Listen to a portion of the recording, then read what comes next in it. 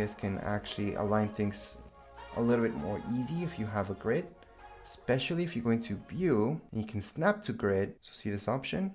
Here are the shortcuts, by the way. I'm just showing you the long way so you know what you're doing. So snap to grid, and go on, and this is gonna snap right into our grid. And there we go.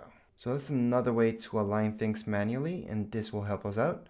We can always go into view and hide our grid, and there we go. Now if you created a bunch of shapes, again I showed you that, just select them, press Command G, and we can just click anywhere and you can move them all together, and then Shift Command G to ungroup them, so you can just press on one individually and move it out of there. So once we get into more complicated shapes, we got this kitty cat that I made. It's a little bit more complex. You guys will be able to manage this and edit it a lot easier now that you guys know how to handle the Pathfinder and adjust things. Alright, so if you ever have to edit a shape like so, you're going to understand that sometimes when you click on it, it might be all grouped together.